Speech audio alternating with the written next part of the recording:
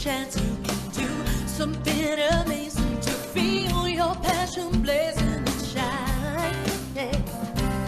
Paint with every vision, dance in new directions, explode to new heights in your mind.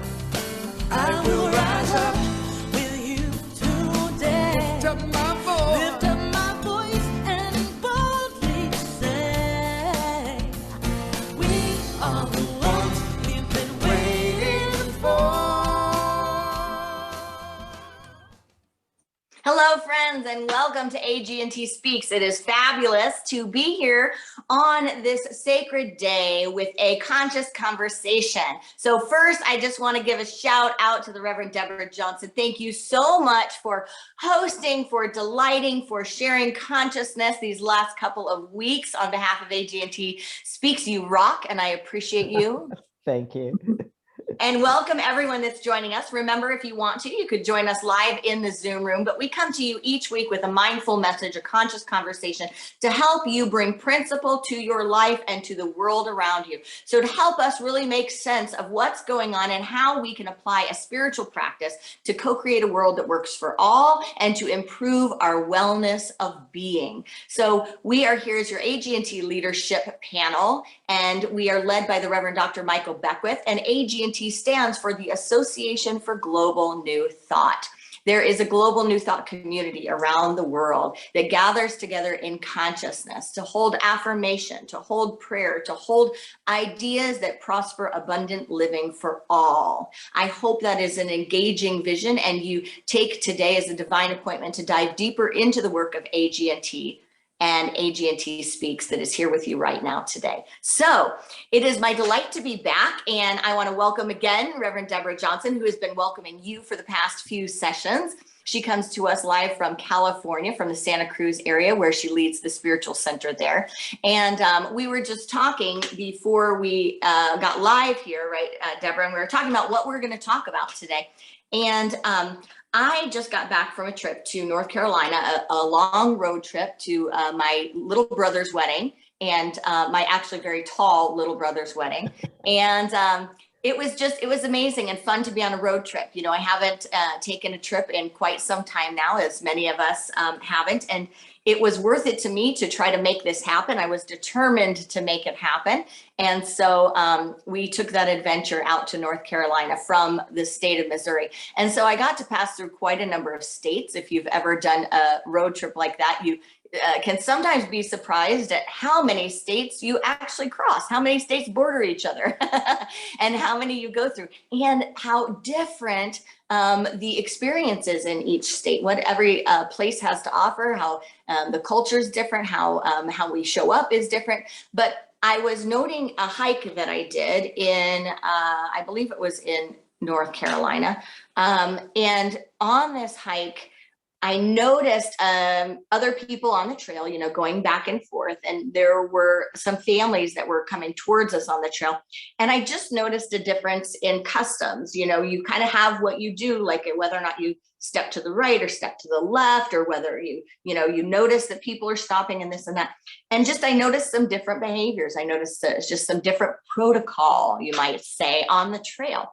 And then I heard a different language. And so I realized they were from another country, and there were two different families. I realized they were from another country. And that happened at one other place too. And just noticing the different languages. And it just all of a sudden, you know, the thing about, oh, which side of the trail and what we do here, it was like, oh, that makes sense. I understand they're from a different country.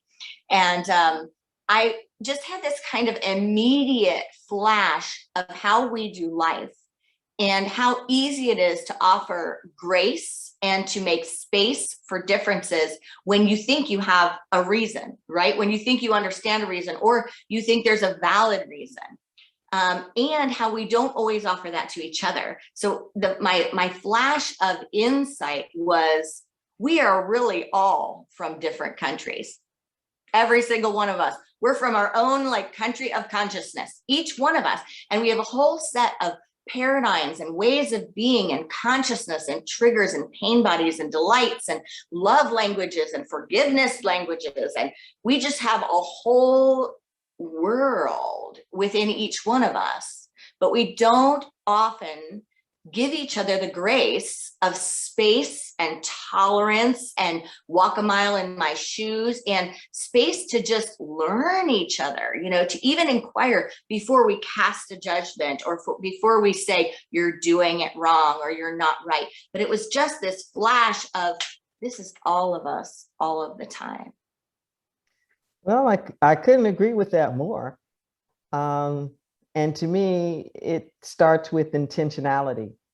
Everything always starts with intentionality. And that intention is on the front end.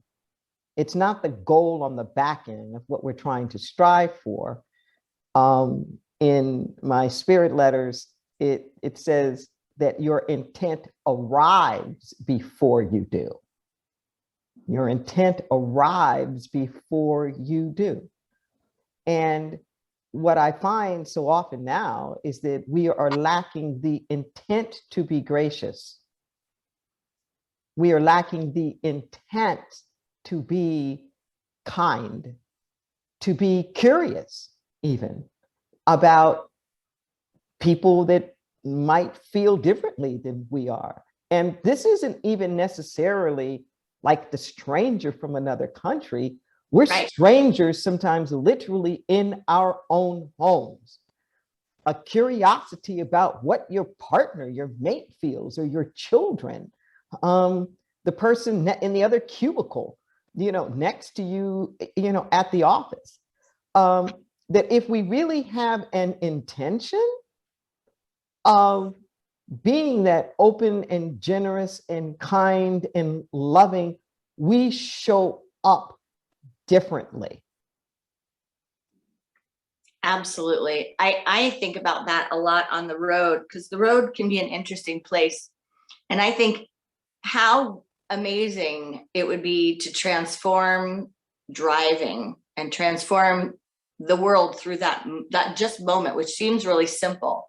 Mhm. But if everyone got onto the road with that intention of providing grace and support, space, and just recognizing like anytime anything kind of sketchy happens, like we all just want to make space for safety. Like, can I make space for safety before I make space for making you wrong? Can that be my priority?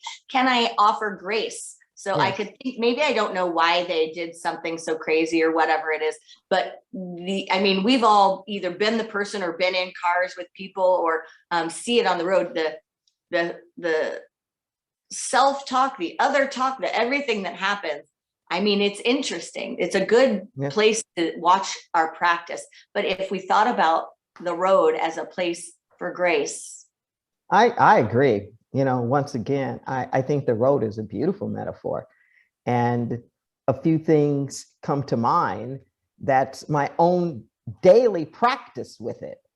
And I come from California, where most of the state, we don't have a lot of good public transportation.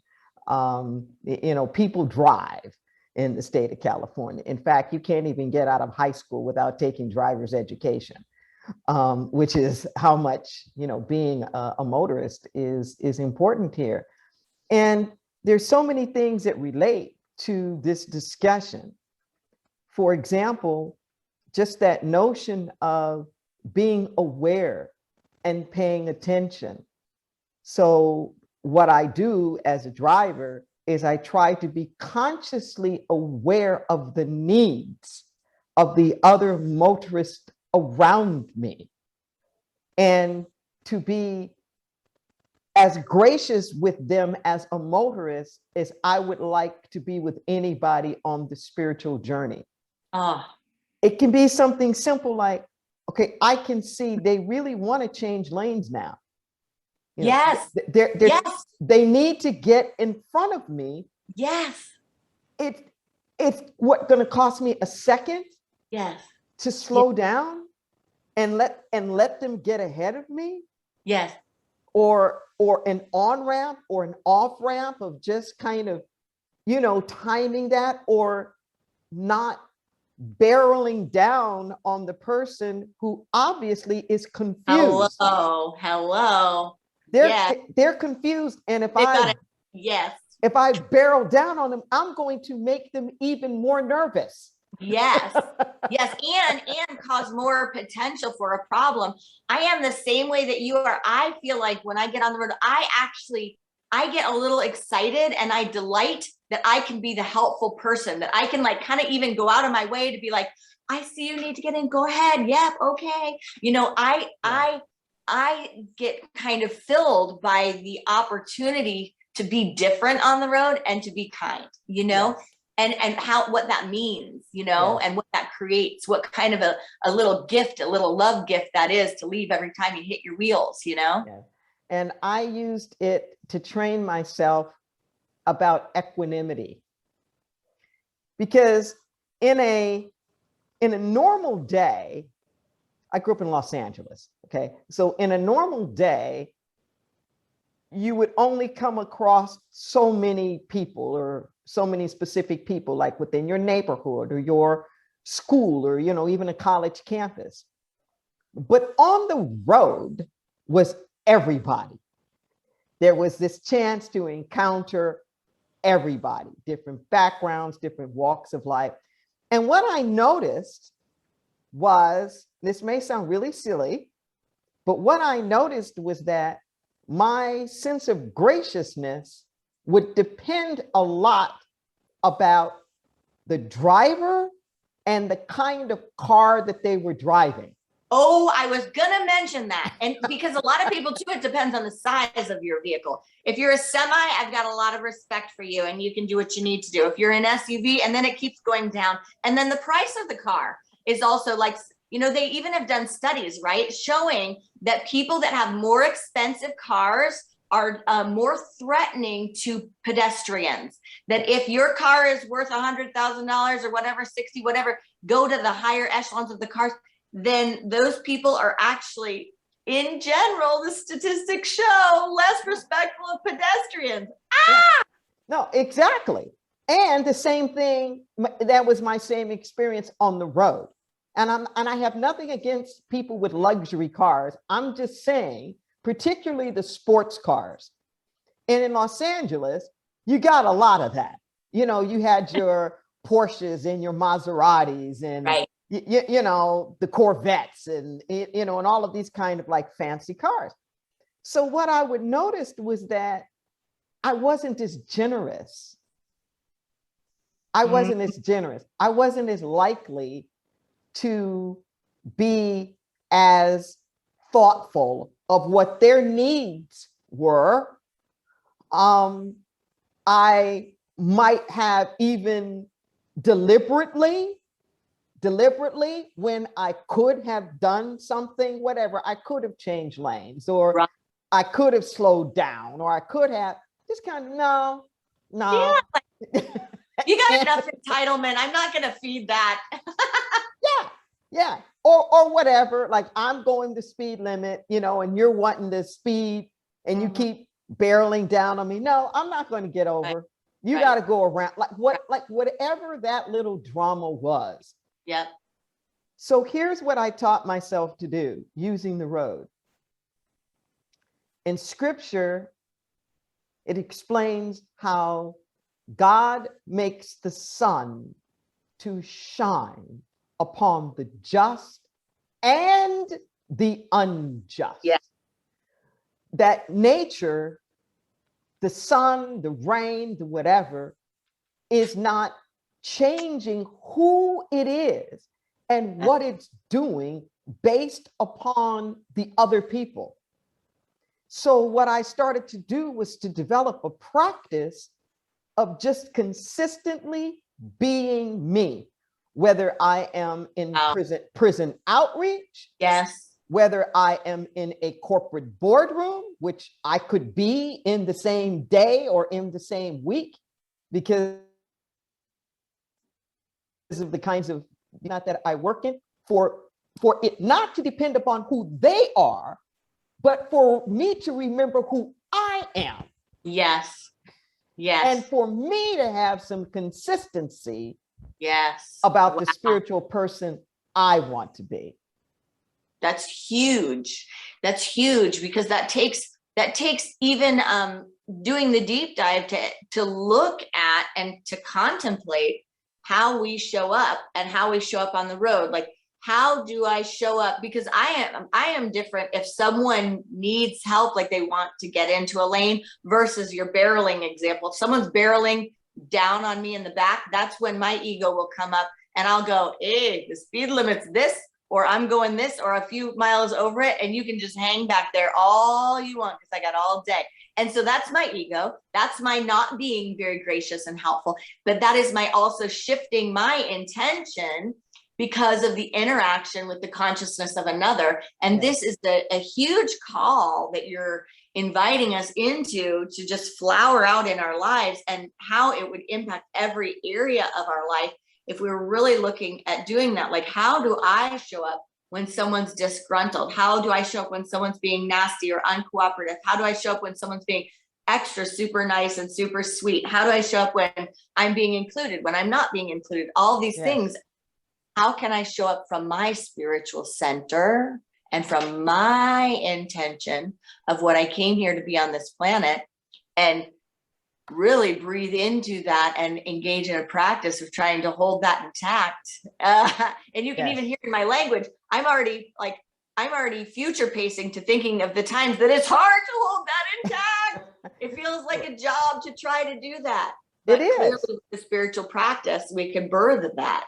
It is a job, but that's our job to do. That we're busy. I remember in another one of these spirit loads, it said, so many of you are so busy trying to do the work of God. It said, that's the problem now. That's not your work to do. Like the voice said, I'll do my work. You do your work. You need to do your work. And your work is this work.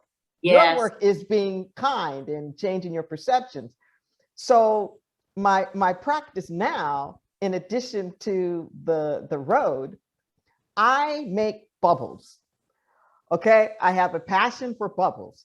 And I'm not talking about like the little bitty round ones, but where you have these wands and it's this huge long, and it's this long stream that can go, literally like 30, 40 yards out before it breaks or pops or whatever. And, huge bubbles and like, little bubbles. And when it streams the colors of the rainbow. Oh. And when the light is right, it's these iridescent, and they can go up literally like 30 stories up or beyond. Just incredible. So needless to say, it causes fascination with anybody and everybody who is around. So part of my practice is to use this whole exercise as a metaphor, and once again, of how I show up. Yeah. And that intent. And that includes the intent to forgive. And I want to be very explicit about that. So even on the road, the intent to forgive the people that I might have wanted to cuss out before I was Reverend Deborah. The judgments and all that.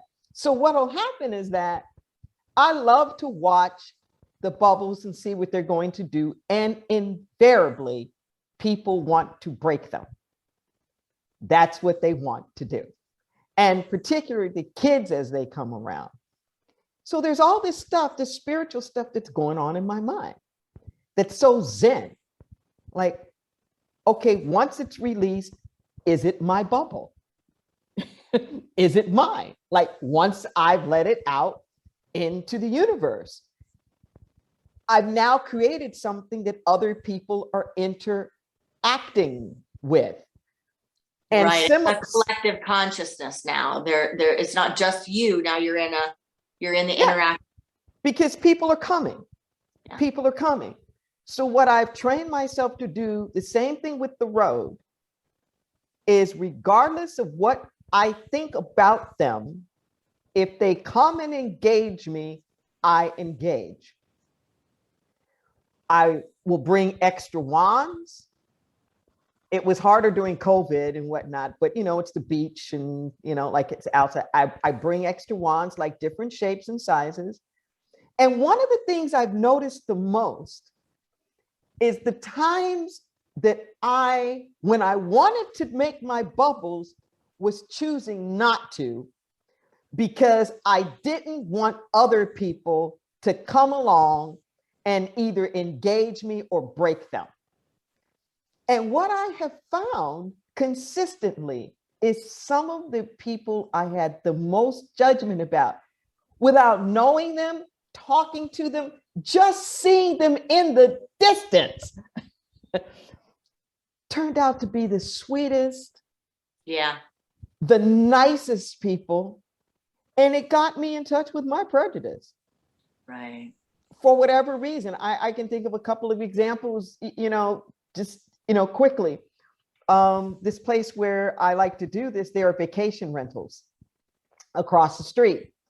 And it was literally about a dozen women, and they all came out with the same t-shirt talking about the parties here. And you could tell they had been drinking, and they came right up on me. And I was like, you've got the whole beach. Why are you right here? So I picked my stuff up and I moved. And somehow we got to talking. They were lovely. One of them said, I am the party. It was her birthday.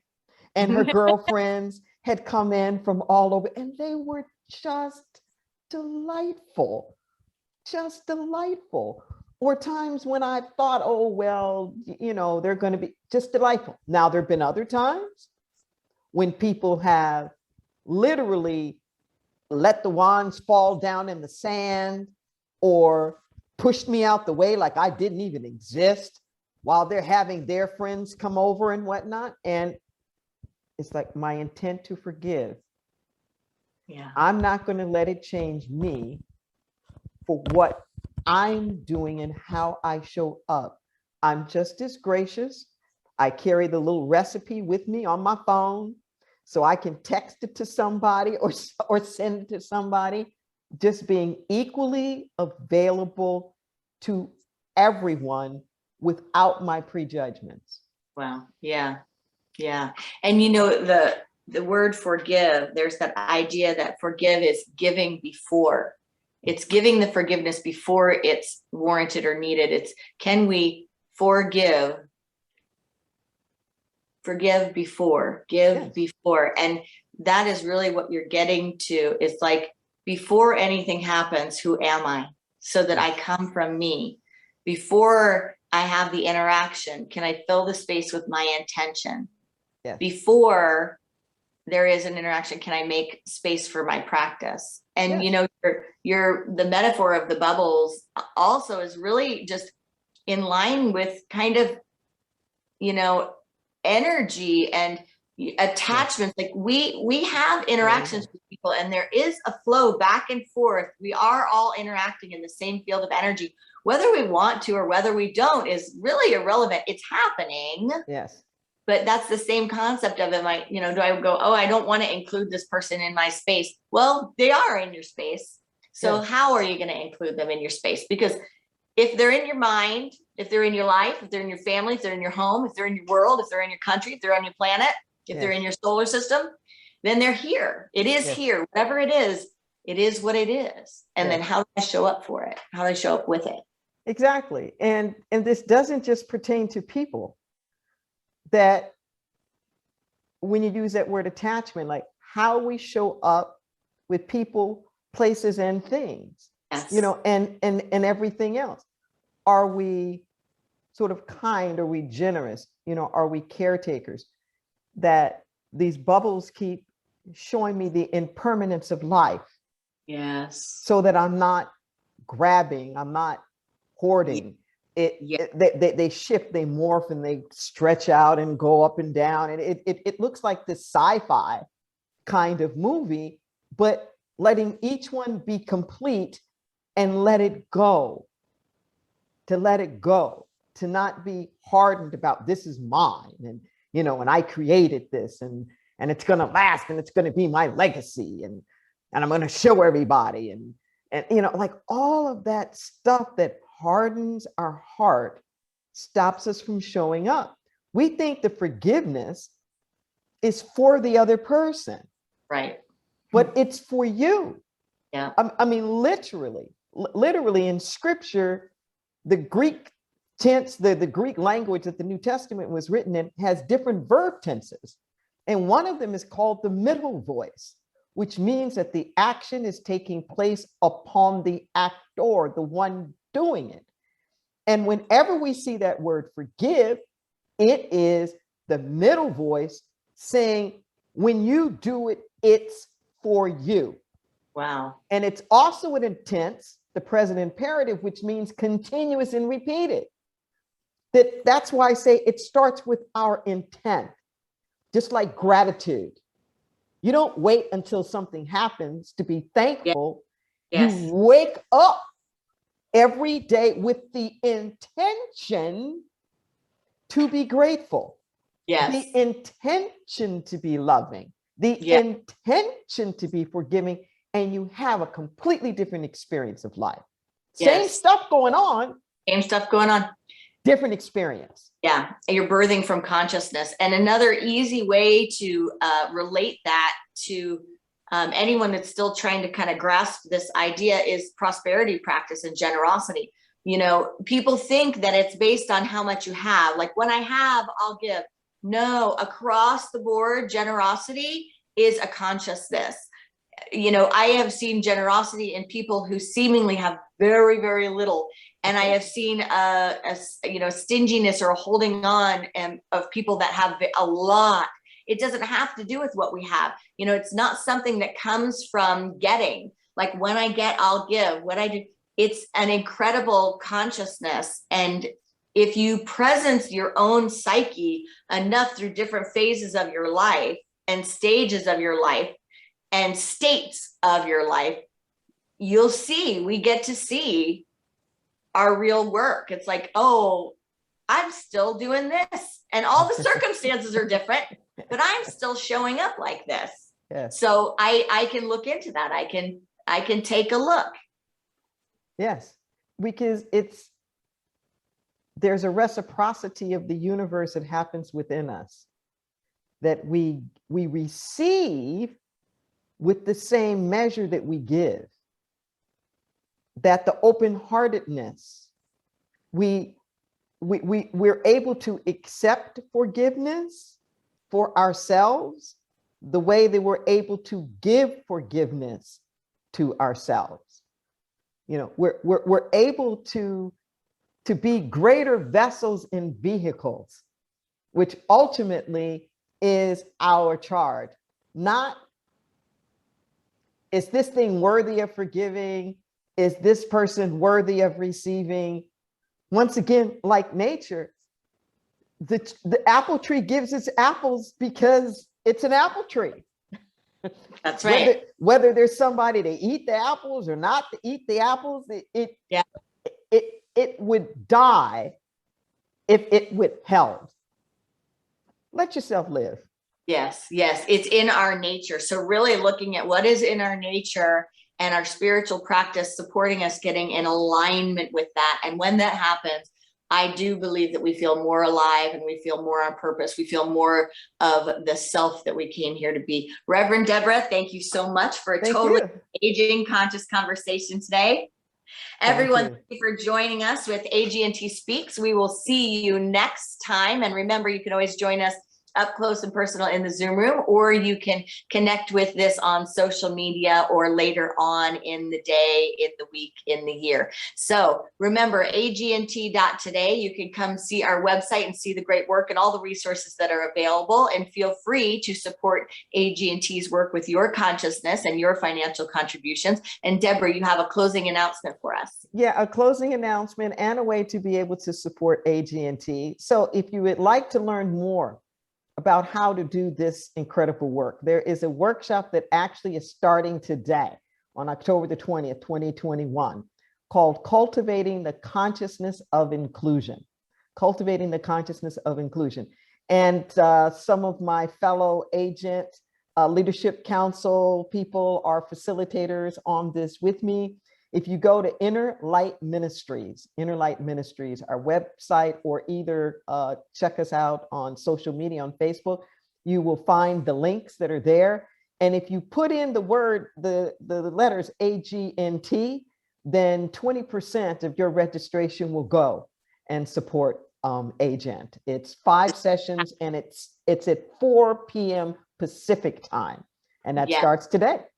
Yes, and we have some folks from our community that are so excited to be joining that, and we at Unity Village Chapel are promoting that as well. So thank you for that offering. Thank you for being here and for all the amazing work you do in this world that we all share together. All right, everyone, we'll see you next week.